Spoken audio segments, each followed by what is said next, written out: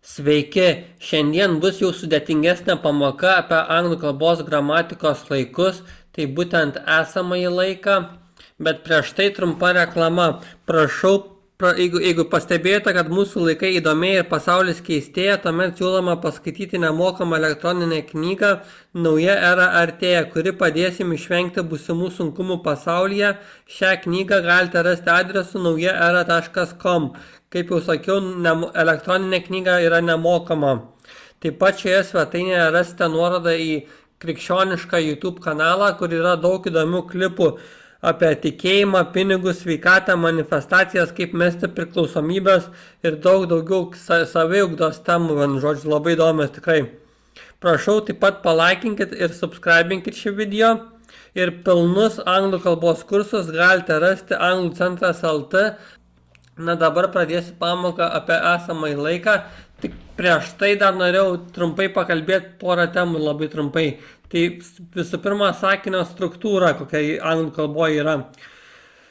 Anglų kalboje eina iš pradžių veiksnys, paskui eina tarinys, o paskui papildinys, kaip ir lietuvių kalboje panašiai, man atrodo. Pavyzdžiui, I eat apples, aš valgau obuolius. Arba she likes music, ji mėgsta muziką.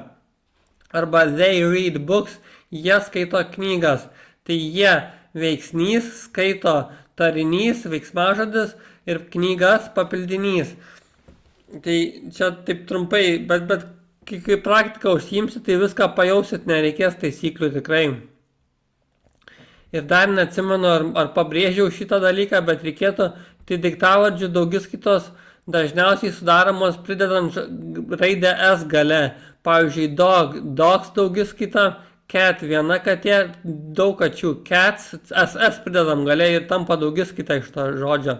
Arba apple obuolys, o daug obuolių apples, S gale pridedam ir tampa daugiskaita. Arba book knyga, books knygos.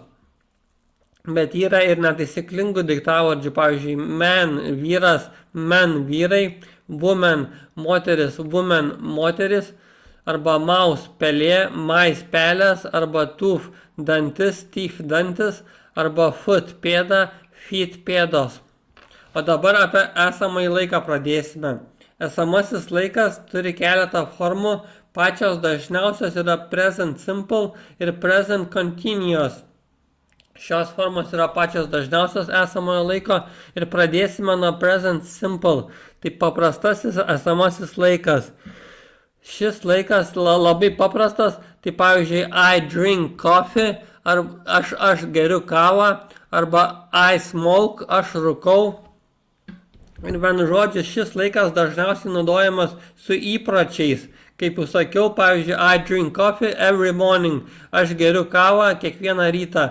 Arba I smoke every day, aš nerūkau iš tikrųjų, bet čia kaip pavyzdį sakau, I smoke every day, aš rūkau kiekvieną dieną.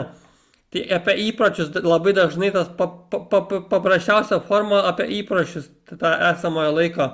I drink, I smoke, I travel, I like to travel, aš mėgstu keliauti. Taip pat esamasis present simple naudojamas su faktais. Pavyzdžiui, the sun rises in the east. Saulė kyla rytuose. Tas rises, toks paprastas žodis, bet čia su faktais dažnai kalbama present simple. Taip pat su tvarkaraščiais, pavyzdžiui, the train leaves at 6 p.m. Traukinys išvyksta 6 valandą vakare. Dažnai su tvarkaraščiais present simple naudojamas. Ir dabar pateiksiu lentelę apie kaip padaryti neigiamus sakinius ir panašiai ir klausiamuosius. Tai pavyzdžiui, jeigu asmuo I work, aš dirbu, neigiamas sakinys būtų I do not work, aš nedirbu, o klausiamasis sakinys būtų do I work, ar aš dirbu. Beje, do dažnai reiškia žodį daryti, pavyzdžiui, I do it every day, aš darau tai kiekvieną dieną, bet gramatikoje kartais tampa šis žodis gramatiniu. Tai pavyzdžiui, do I work nereiškia, kad daryti aš dirbu, nesąmonė gautus. Do I work reiškia, ar aš dirbu. Taigi dažniausias do reikšmės yra arba toks kaip žodelis tartum ar, do I work, ar aš dirbu, Arba kita reikšmė žodelio do, I do it every day. Aš darau tai kiekvieną dieną.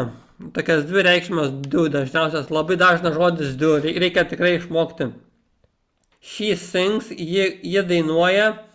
She does not sing, ji nedainuoja. Klausimas būtų does she sing.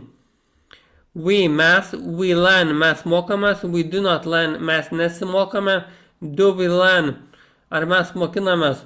Taigi, kaip išmokame neigiamą sakinį, dažniausiai padarom pridėję žodį not. Pavyzdžiui, we learn mokomės, o nesimokame, tai we do not learn. Tas not tampa neigiamų sakinių. Ir dar paskutinis, they walk, jie eina, vaikšto, they do not walk, jie nevaikšto, jie neina. Do they walk, ar jie vaikšto. Ir dar ypatingas dėmesys, tai he, she, it, veiksmažodis gale su jis, ji arba it, gale prisideda s arba s raidas. Nes pavyzdžiui, kaip I sing, o jeigu sakome, kad jie arba jis, tai jau she sings arba he sings, gale s prisideda.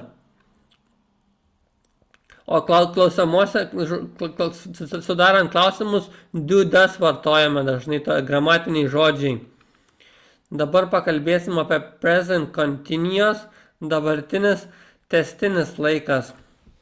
Tai šis laikas dažniausiai tiesiog in gale prisideda prie veiksmažodžio. Pavyzdžiui, I am studying English now. Aš šiuo metu mokinuos anglų kalbą. Taigi, ką present continuous reiškia? Tai veiksmas vyksta dabar. I am studying English now. Matote, jeigu būtų paprastas laikas, būtų I study English every day. Aš mokinuos anglų kiekvieną dieną įpratis.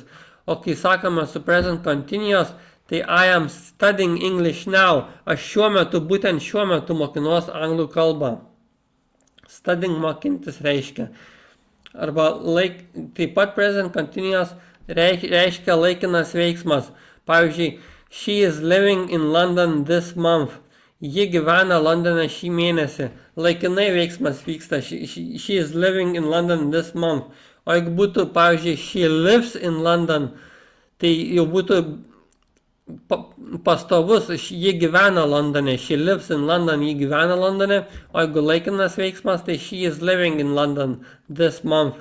Bet žymiai dažniau tas present continuous su in gale naudojamas pabrėžti, kad veiksmas vyksta dabar.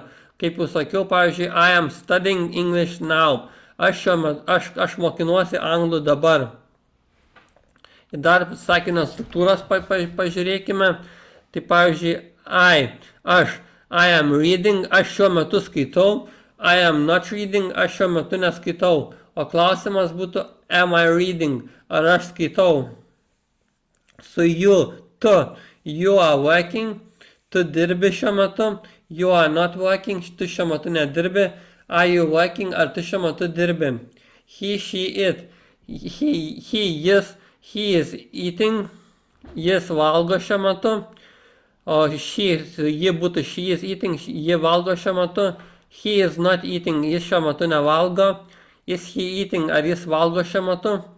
Mes, we are playing, mes žaidžiame arba grojame. We are not playing, mes nežaidžiame arba negrojame šiuo metu. Are we playing, ar mes žaidžiame ar grojame šiuo metu. Ir they are running, jie bėga šiuo metu. They are not running, jie nebėga šiuo metu. Are they running, ar jie šiuo metu bėga.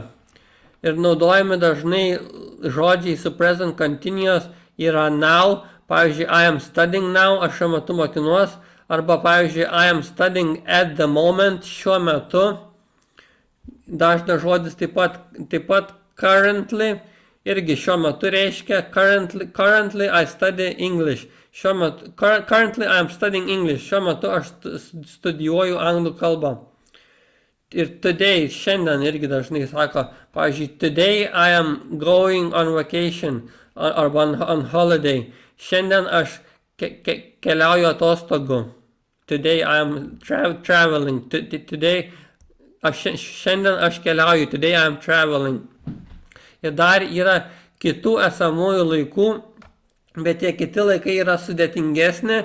Ir aš galiu pasakyti, pavyzdžiui, aš iš anglų kalbos valstybinio gavau 100%, nenoriu girtis, turiu IELTS kvalifikaciją C1 kategoriją, nedaug truko eksperto lygio, bet vien žodžiu, tie visi laikai, išmokti juos praktiškai neįmanoma ir patys anglai, man atrodo, jeigu paduotum rimtą testą, daug klaidų padarytų, kai kurie gal nedaug, bet atsirastų klaidų net pas anglus.